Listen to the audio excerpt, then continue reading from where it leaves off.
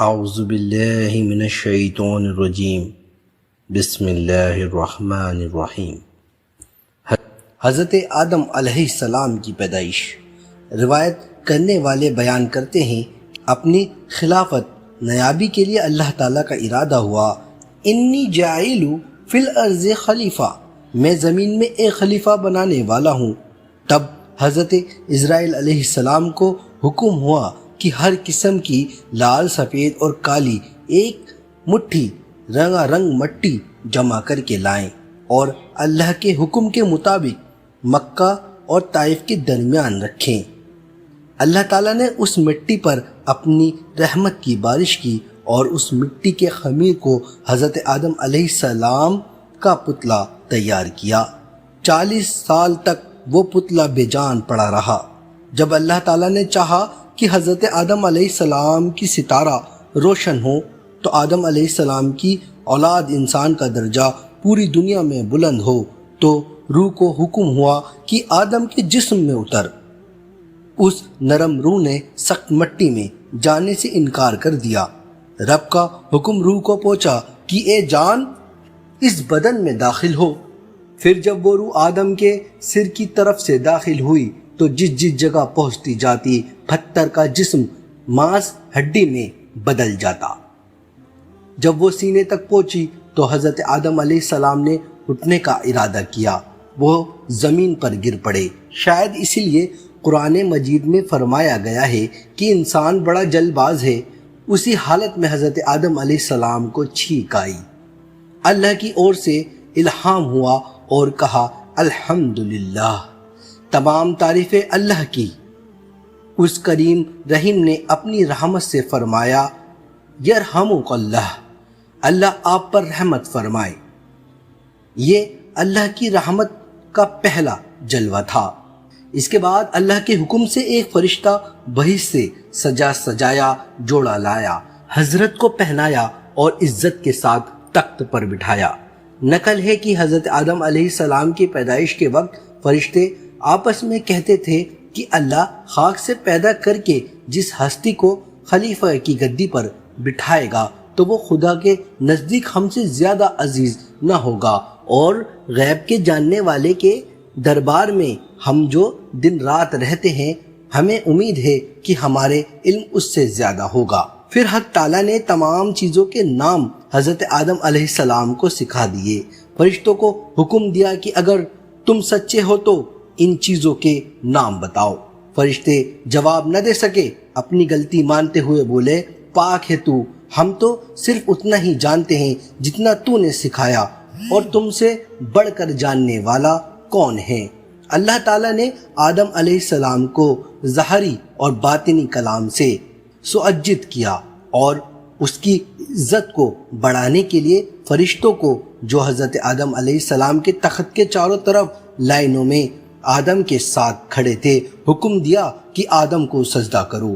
تمام فرشتوں نے حضرت آدم علیہ السلام کو سجدہ کیا، مگر ابلیس نے انکار کر دیا اور بولا کہ میں آدم سے بہتر ہوں، اس لیے کہ مجھے آگ سے اور آدم کو مٹی سے پیدا کیا ہے۔ ابلیس کے اس انکار سے اس پر فٹکار پڑی اور اسے فرشتوں کے ساتھ سے الگ کر دیا گیا۔ حضرت آدم علیہ السلام بہشت میں رہنے لگے۔ طبیعت میں آیا کہ کوئی ان کے ساتھی ہو، زندگی کا ساتھی۔ حضرت پر خواب نے غلبہ کیا۔ اسی بیچ اللہ نے اپنی قدرت سے آدم علیہ السلام کے پہلو سے حضرت ماں حوا کو پیدا کر دیا۔ جب وہ جاگے تو دیکھا کہ ایک پاک صاف عورت بیٹھی ہے۔ بہت خوش ہوئے، پوچھا کہ تو کون ہے؟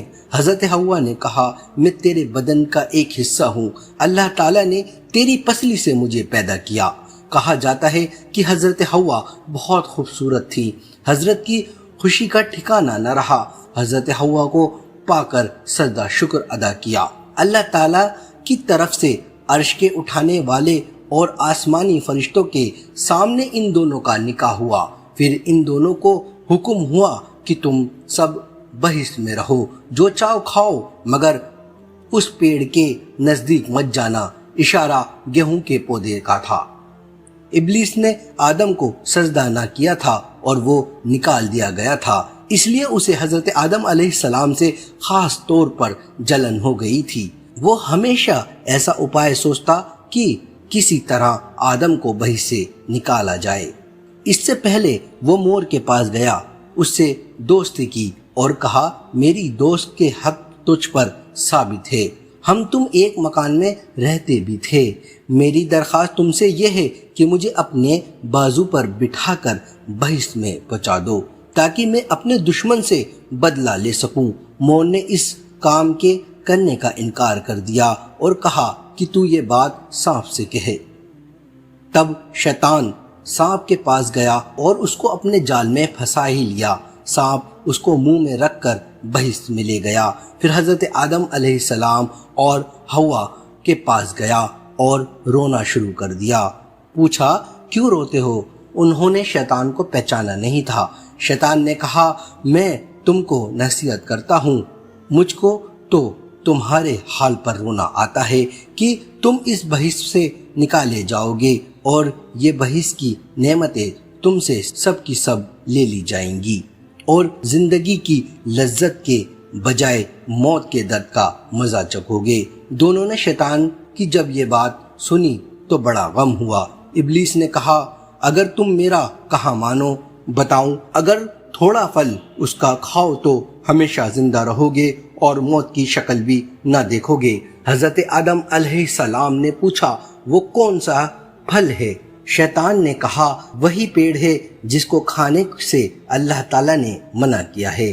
حضرت آدم علیہ السلام نے اس بات کو قبول نہیں کیا، میں خدا کی کبھی نافرمانی نہیں کروں گا۔ جب شیطان نے قسم کھائی کہ تمہارا بھلا چاہتا ہوں، تو بھی وہ اس نافرمانی کے لیے تیار نہ ہوئے اور اٹھ کر چلے گئے۔ پھر شیطان نے حضرت حوا کی خدمت میں جا کر اس طرح ان کے دل میں بھی وسوسے ڈالے اور سانپ نے شیطان کے کہنے پر گواہی دے دی۔ حضرت حوا نے حضرت آدم علیہ السلام سے فرمایا کہ سانپ تو بحث کا خادم ہے اور وہ شیطان کے حق میں گواہی دے رہا ہے، تو میں پہلے اس پیڑ کا پھل کھاتی ہوں، اگر کوئی بات پڑے تو میرے واسطے خدا سے معافی مانگ لینا اور نہیں تو تم بھی کھا لینا، ہم دونوں تمام عمر بحث کی نعمتوں کو چین سے کھائیں گے۔ جنت سے نکالے گئے۔ کہا جاتا ہے کہ اللہ نے شروع میں ہی طے کر دیا تھا کہ آدم کی فرمانبردار اولاد بحث میں اور نافرمان اولاد دوزخ میں رہے گی۔ اگر سب کو جنت ہی میں رکھنا ہوتا تو دوزخ کیسے بھری جاتی؟ اعمال کا حساب کتاب ہی کیوں ہوتا؟ گیہوں کا پودا بھی اسی آزمائش کے لیے رکھا گیا تھا جو انہوں نے بحث سے نکالے جانے کا وجہ بنا۔ علماء نے لکھا ہے کہ جب حضرت حوا نے تھوڑے سے گیہوں کا پھل کھا لیا تو ان کے کہنے پر حضرت آدم علیہ السلام نے بھی کچھ کھا لیا، تو ابھی تک حضرت آدم علیہ السلام کے معدے میں گیہوں پوری طرح ہضم بھی نہیں ہوا تھا۔ بحث کا لباس جسم سے گر پڑا، جسم ننگا ہو گیا، مجبور ہو کر انجیل کے پتوں سے جلدی جلدی جسم ڈھکا۔ حکم ہوا کہ اے آدم، تیرا ننگا ہونے کی وجہ کیا ہے؟ کہا، اللہ، اس کی وجہ یہ ہے کہ تیری مرضی پر عمل نہ کیا، اس منع کیے ہوئے پیڑ کا پھل کھا لیا۔ پھر آدم نے یہ بھی عرض کیا کہ یہ غلطی سانپ اور مور کے بہکانے اور قسم کھانے سے ہوئی ہے، جبکہ یہ بحث کے امین اور رہنے والا ہے۔ کہا جاتا ہے اس وقت سانپ شکل و صورت کے اعتبار میں بہت ہی خوبصورت تھا، اس جیسا بحث میں کوئی جانور بھی نہ تھا۔ اللہ تعالیٰ نے اس گناہ کی وجہ سے اس کا چہرہ بگاڑ دیا، مٹی دھول کو اس کا کھانا بنا دیا اور پیٹ، سینے کے بل زمین پہ رگڑنا اور چھاتی کو چھیلنا مقدر ہو گیا۔ اسی جرم کے پرہیز کے طور پر حضرت حوا ان کی بیٹیوں کو جننے کا درد دیا، حیض، ماہواری کی گندگی دی اور خاوندوں کے حکم میں رہنے اور ان کی تابع داری کرنے کا طے کر دیا۔ مور کو بھی سزا ملی، اس کی شکل بدل گئی، چنانچہ پاؤں تو بہت بدصورتی کے لیے مشہور ہی ہیں۔ پھر حکم ہوا کہ سب کے سب بحث سے نکلو اور زمین پر اترو اور آپس میں ایک دوسرے کے دشمن بنے رہو۔ اس طرح آدم، ہوا، شیطان، سانپ اور مور سبھی کو جنت سے زمین پر سبھی ذلت اور رسوائی کے ساتھ پہنچے اور سزا کے طور پر سب کے سب الگ الگ رکھے گئے۔ روایت میں ہے کہ حضرت آدم علیہ السلام سرا ندیب میں ہے، حضرت ہوا جدہ میں، شیطان ستنان میں اور سانپ اصفہان میں اور مور کابل میں اتارا گیا۔ اسی طرح ابلیس اور آدم کی اولادوں میں ہمیشہ ہمیشہ کے لیے دشمنی پیدا ہو گئی اور قیامت تک رہے گی۔ اس واقعے کے بعد حضرت آدم علیہ السلام نے 40 دن تک کھانا نہ کھایا نہ پانی پیا۔ حضرت ہوا کی جدائی میں تڑپتے رہے، 300 سال روتے رہے اور توبہ استغفار کرتے رہے۔ پھر سب سے بڑے رحیم اللہ نے اپنی مہربانی سے حضرت آدم علیہ السلام کے دل میں کچھ کلمے اتارے۔ اے ہمارے رب، ہم نے اپنے آپ پر ظلم کیا اور تو اگر ہمیں نہ بخشے گا اور ہم پر رحم نہ کرے گا تو ہم ضرور گھاٹا اٹھانے والوں میں شامل ہو جائیں گے۔ تیرے علاوہ کوئی عبادت کے لائق نہیں، تو پاک ہے ہر غلطی سے اور تیری ہر پہلو سے تعریف ہے۔ میں نے ایک خطا کی اور میں نے اپنے آپ پر ظلم کیا، تو مجھے معاف کر دے۔ ان کلموں کو پڑھنے کے بعد حضرت جبریل علیہ السلام آئے اور گناہ کی معافی کی خوشخبری لائے۔ حضرت آدم علیہ السلام بہت خوش ہوئے۔ اس خوشی میں اللہ تعالیٰ کا اشارہ پا کر انہوں نے چاند کی 13، 14 اور 15 تاریخ کو روزہ رکھا۔ ان روزوں سے ان کی قلب کو اطمینان ہوا اور جسم کو راحت ملی۔ اس دعا اور روزوں کی اسی برکت کی وجہ سے کہا جاتا ہے کہ آدم علیہ السلام کی اولاد میں سے جو بھی ان دعاؤں کو پڑھے گا اور ان تینوں روزوں کو چاند کی 13، 14، 15 تاریخ کو جو یہ روزے ادا کرے گا اس کے گناہ معاف ہو جائیں گے اور اس کا دل جو گناہوں کی مصیبت کے سائے میں ہو رہا ہے صاف اور روشن ہو جائے گا۔ اس کے بعد حضرت آدم علیہ السلام کو حکم ہوا کہ خانہ کعبہ کی بنیاد رکھیں۔ حضرت آدم علیہ السلام نے جبریل کی تعلیم اور فرشتوں کی مدد سے خانہ کعبہ کی بنیاد رکھی۔ حضرت اسود کو جو اپنے ساتھ بحث سے وہ لائے تھے اور عہد نامہ اور قول و قرار روز اسود کا خدا نے رکھا تھا ایک طرف جمایا۔ کعبہ تیار ہونے کے بعد حضرت جبریل نے حج اور طواف کی تاریخ بتائی۔ حضرت آدم علیہ السلام ان سب سے چھٹی پا کر حضرت جبریل علیہ السلام کے کہنے پر عرفات پہاڑ پر چڑھے۔ حضرت ہوا بھی حضرت آدم علیہ السلام کے لیے پریشان تھی، گھومتی پھرتی وہ بھی عرفات پہنچ گئیں۔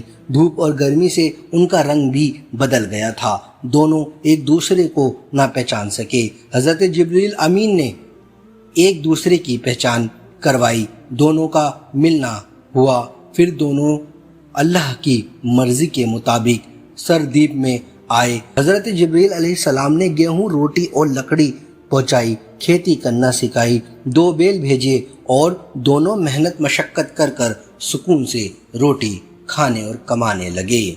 اس کے بعد انشاءاللہ ہماری ویڈیو ان کے 2 بیٹوں حابل اور قابل کے لیے ہوگی۔ پلیز ہمارے چینل کو سبسکرائب کریں، کیونکہ اگر آپ ہمارے چینل کو سبسکرائب کریں گے تو ہماری آنے والی ویڈیو آپ تک ناظرین وقت سے پہنچ جائیں گی۔ تب تک کے لیے اللہ حافظ۔